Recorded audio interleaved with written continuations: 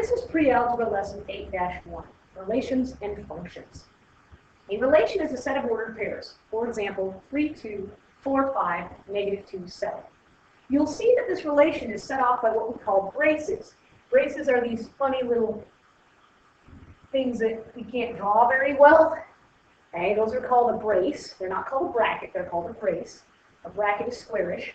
They're usually set off the relation because it's really hard to tell where one relation begins and ends, because a relation is just a bunch of coordinate pairs, and coordinate pairs are in parentheses. So if you don't set them off by something, you'll not know where one starts and ends and the next one begins. The domain is the first coordinate, or the x-coordinate of a relation, and your range is your second coordinate, or the y-coordinate of the relation. And one might wonder why they have the names domain and range.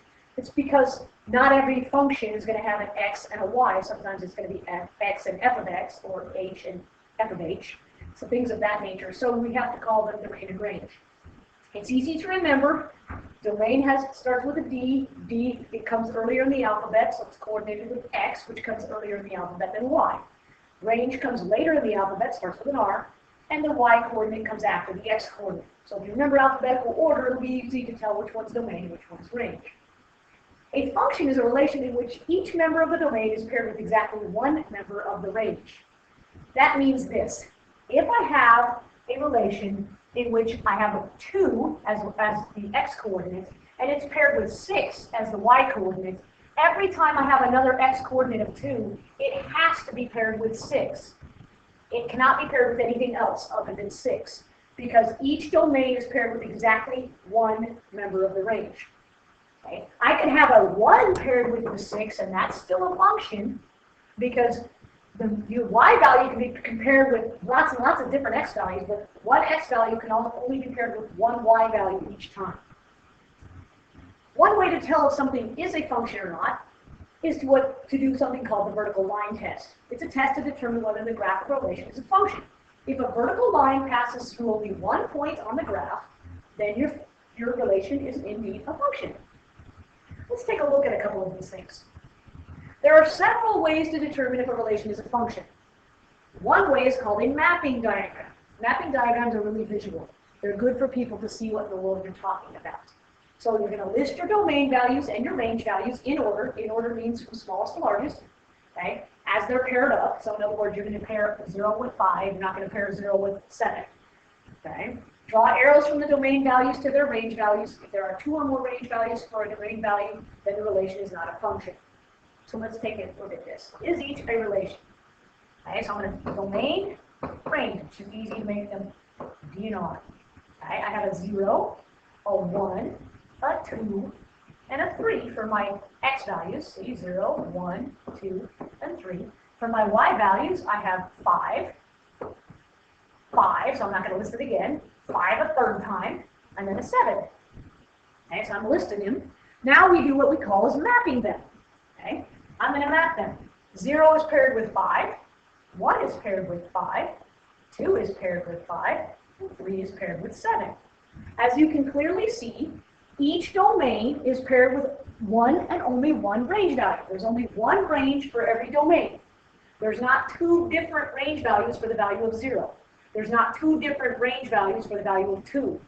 Because of that, this is a function. There's only one range for each domain, so this is a function. One range for each domain.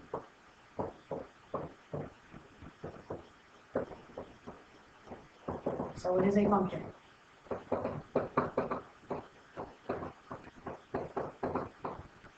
Now let's look at this next one. Let's look at number 2 here. Again, I'm going to make domain and range.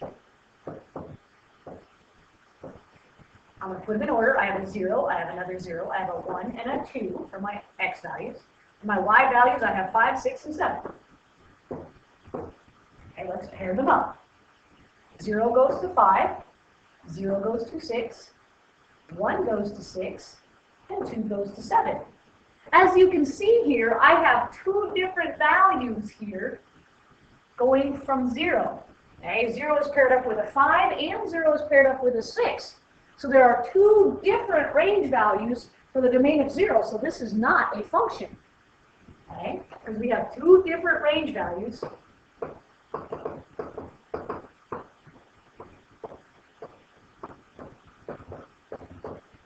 the domain is 0, so it is not a function.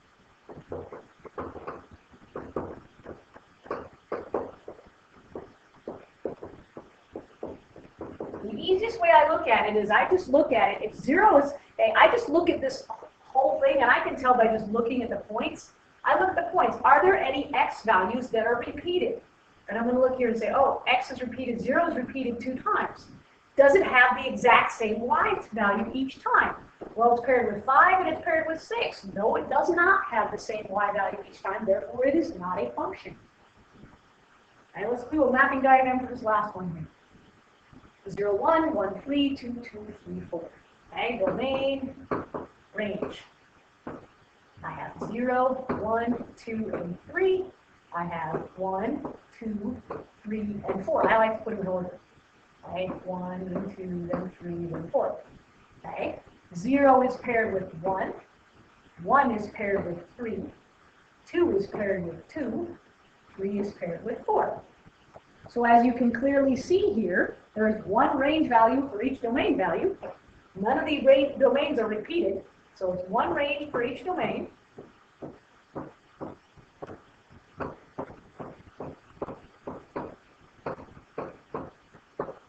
So it is a function.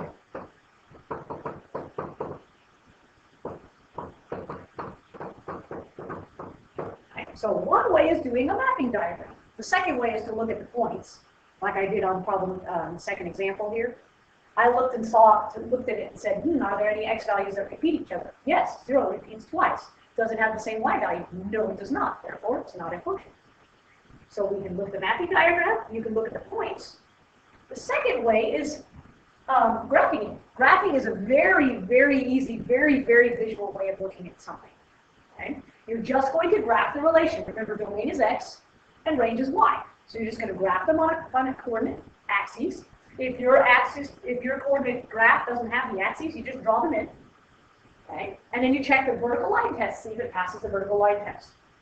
So here I have domain is x, if you remember, and range is y. So I'm going to plot the points -3, 5, -3, +5 is right there. -5, +3 is right here. 3, 5. Do not connect these points. They don't make lines. So just put the points on there, and then 5, 3.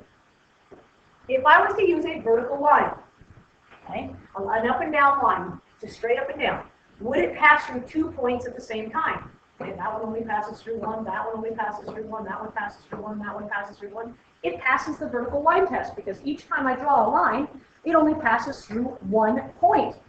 As long as it doesn't pass through more than 1 point at the same time, it is a function. So this would be a function. Let's look at the next one. Let's graph -6, -5. And you notice my -6 doesn't go very far, so we just have to kind of interpret it. There's -6, -5.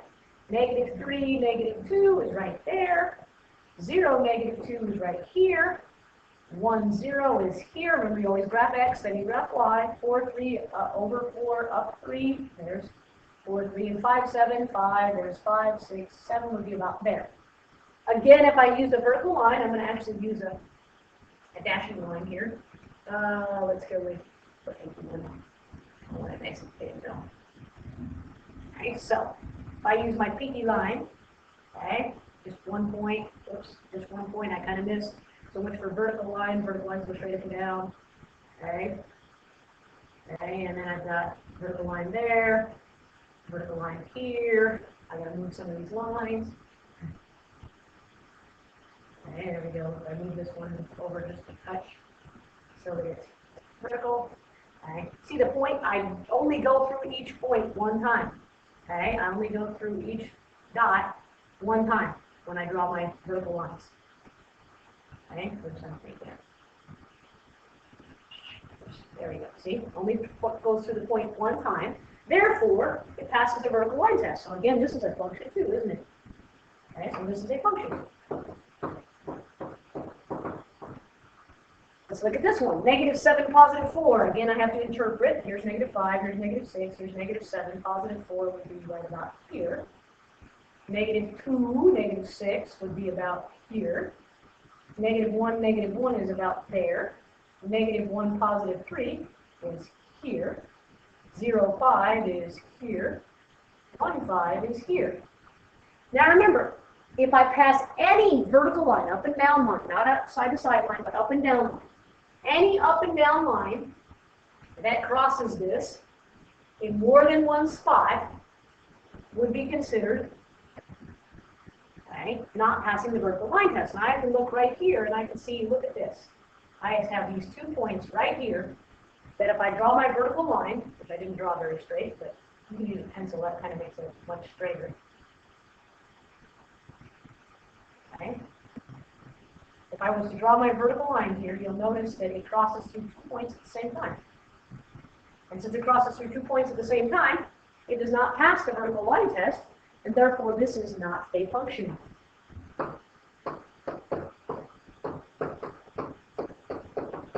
And again, if we were looking at it, you can see we have 2 values for x that are the same, but they're paired with 2 different values for y. So it's not a function. The last thing we're going to talk about is functions can model everyday situations, but one quantity depends on another quantity. What we need to do here, so we need to look at it and see if these are a function. It says, is the time needed to mow a lawn a function of the size of the lawn? Explain. A lot of people look at this and go, yeah, the bigger the lawn is, the longer it's going to take it to mow. Normally, yes. However, I've had some very small lawns that have taken me a ridiculously long amount of time to mow because there was tons and tons of stuff to mow around. I could mow the back field here at the school much faster than I can mow my own lawn at my house because the back field here at the school, the soccer field, it's a rectangle. Up, down, up, down, up, down, up, down, up, down, I'm done. I don't have to go around anything. However, my yard in my own house, lots of trees, bushes, shrubs, flowers, up and down hills. I have to be careful not to fall down a hill. Okay? So in this case, it is not a function of the size of the lawn. The reason being is because small lawns may take a long time because of the different types of terrain. Okay? 2 lawns of the same size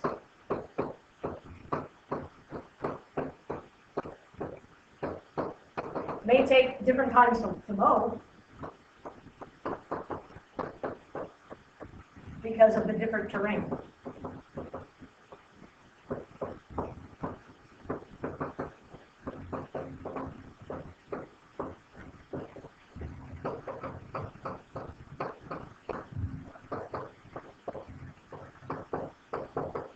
So it's not a function of the size of the lawn. Number 2, for the U.S. Postal Service, that's the United States Postal Service, is the cost of postage a function of package weight? Right? And I would have to tell you, if you go to mail a letter or you go to mail a package, the heavier it is, the more money it costs you.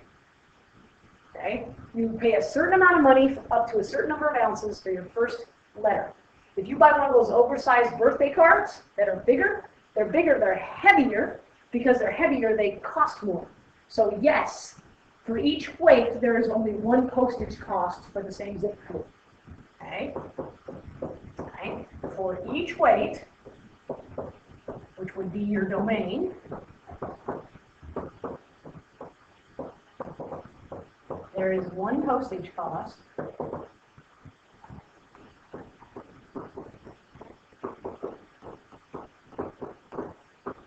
And there's one postage cost for the same zip code.